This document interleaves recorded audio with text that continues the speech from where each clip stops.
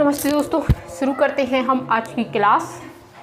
और हम पढ़ रहे हैं भारत का भूगोल मानचित्र के द्वारा। और आज की क्लास में हम पढ़ने वाले हैं उत्तर भारत के विशाल मैदान पढ़ रहे हैं हम, तो उसमें उसका प्रादेशिक विभाजन पढ़ रहे हैं। उत्तर भारत का विशाल मैदान का प्रादेशिक विभाजन आज हम पढ़ने वाले हैं।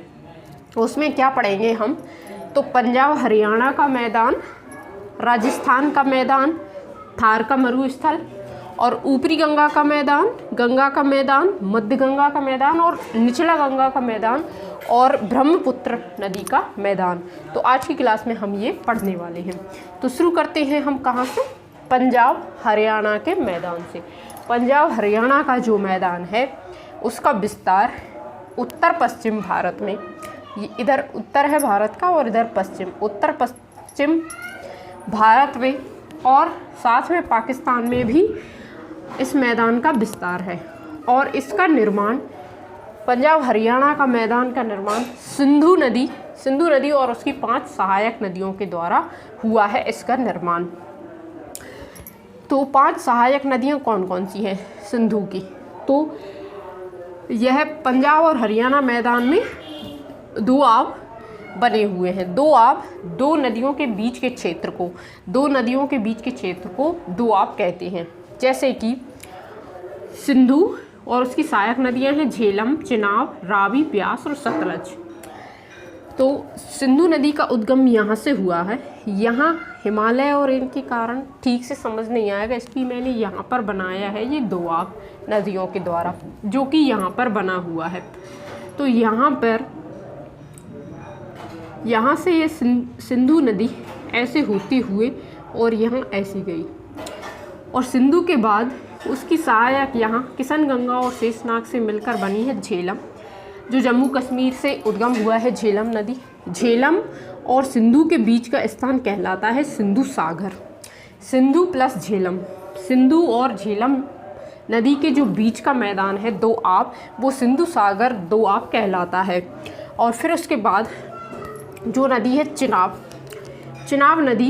नदी जो कि हिमाचल प्रदेश से इसका उद्गम हुआ है। चिनाब नदी का चंद्र और भागा नदी, जो 2 नदियां मिलकर चिनाब नदी कहलाती हैं। तो चिनाब नदी यहाँ से हिमाचल प्रदेश से होते हुए इन्हीं नदियों में ऐसे मिल जाती है। तो झेलम और झेलम नदी के बीच का जो दोआब है वह कहलाता है जाच दोआब। झेलम और चिनाब के बीच का जाच दोआब कहलाता है। और फिर रेचना दोआब किन नदियों से बना है, जो चिनाब और रावी नदी है। रावी नदी और चिनाब नदी, रावी नदी और चिनाब नदी के बीच का जो दोआब है वह कहलाता है रेचना। और फिर रावी और ब्यास नदी के बीच का स्थान, रावी और ब्यास नदी के बीच का स्थान कहलाता है बारी दोआब। ऐसे ये सारी नदियाँ मिलके यहाँ सिंधु में मिल जाती हैं। और यहाँ से जो सतलज नदी गई हुई है, ऐसी सतलज नदी और ब्यास नदी के बीच का जो दोआब है वह विष्ट कहलाता है। सतलज और ब्यास नदी के बीच का स्थान विष्ट दोआब कहलाता है। तो पहला सिंधु और झेलम नदी के बीच का स्थान सिंधु सागर, और झेलम और चिनाब के बीच का दोआब चाज दोआब, और चिनाब और रावी के बीच का दोआब रेचना दोआब, और रावी और ब्यास नदी के बीच का स्थान बारी दोआब, और ब्यास और सतलज नदी के बीच का स्थान बिष्ट दोआब कहलाता है। तो ये पंजाब हरियाणा का मैदान हमने पढ़ा। पंजाब हरियाणा के मैदान में जो बांगर मिट्टी, कम उपजाऊ मिट्टी है, उस मिट्टी को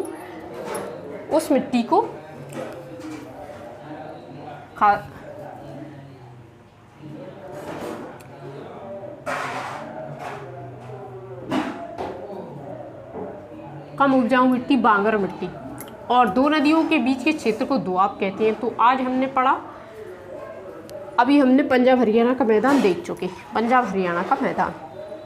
अब हम पढ़ते हैं राजस्थान का मैदान।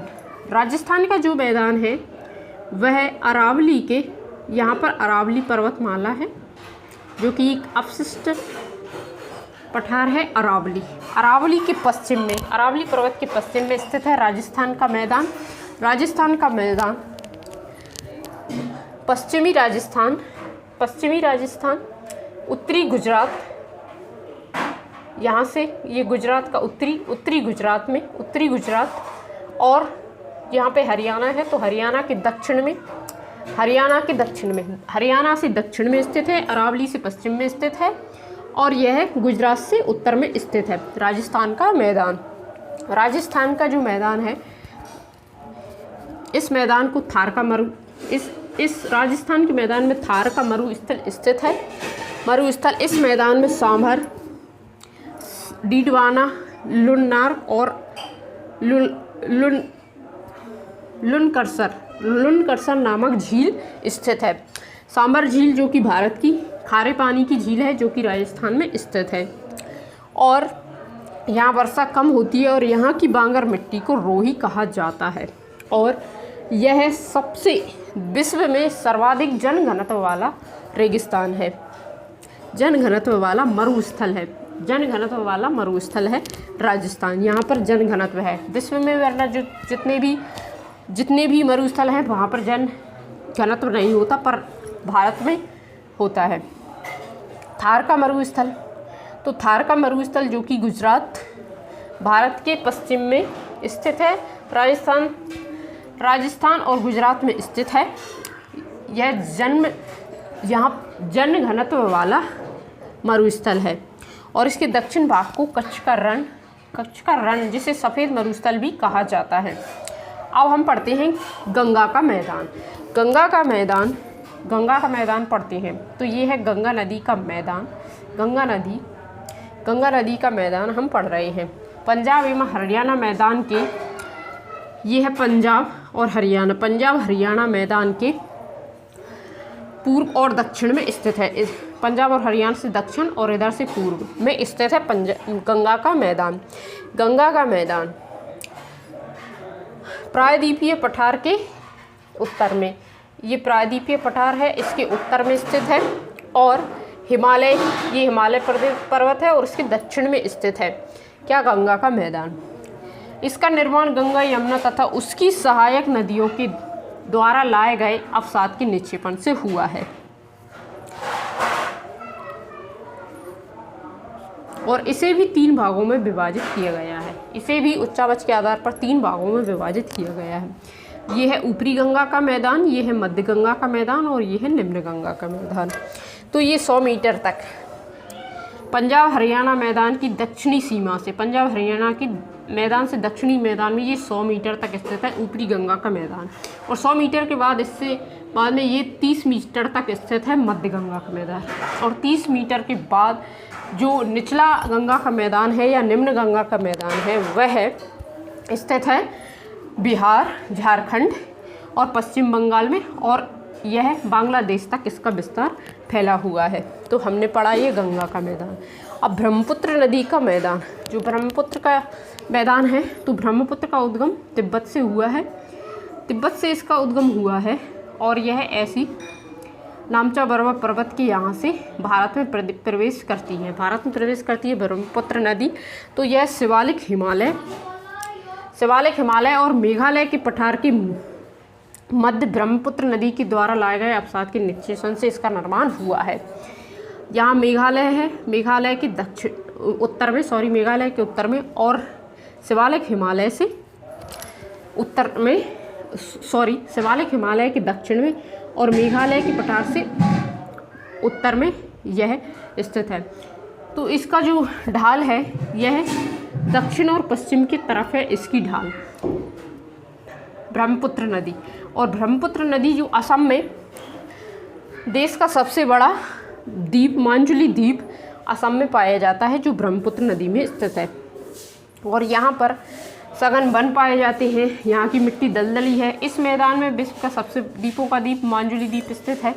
भारत की सबसे उपजाऊ क्षेत्रों में से यहाँ एक है। चावल और पटसन की खेती होती है यहाँ पर, और इस मैदान में नदी बिसर्प और गोखुर झील मिलती हैं, और इस मैदान का महत्व उपजाऊ खादर मिट्टी मिलती है यहाँ पर, और इसे खादान का घर भी कहा जाता है। ब्रह्मपुत्र मैदान में पेट्रोलियम प्राकृतिक गैस पाई जाती हैं और इसे संस्कृतियों का पालना भी कहा जाता है। ब्रह्मपुत्र नदी, ब्रह्मपुत्र नदी का मैदान असम में स्थित है, ये पढ़ लिया हमने। गंगा का मैदान पढ़ा आज की क्लास में। और पंजाब हरियाणा का मैदान, थार का मरुस्थल और राजस्थान का मैदान। तो आज की क्लास में हमने पढ़े उत्तर भारत के विशाल मैदान का प्रादेशिक विभाजन। नेक्स्ट क्लास में हम पढ़ेंगे प्रायद्वीपीय भारत, प्रायद्वीपीय भारत, प्रायद्वीपीय भारत, प्रायद्वीपीय पठार के बारे में हम पढ़ेंगे, इसके बारे में नेक्स्ट क्लास में। तो थैंक यू दोस्तों।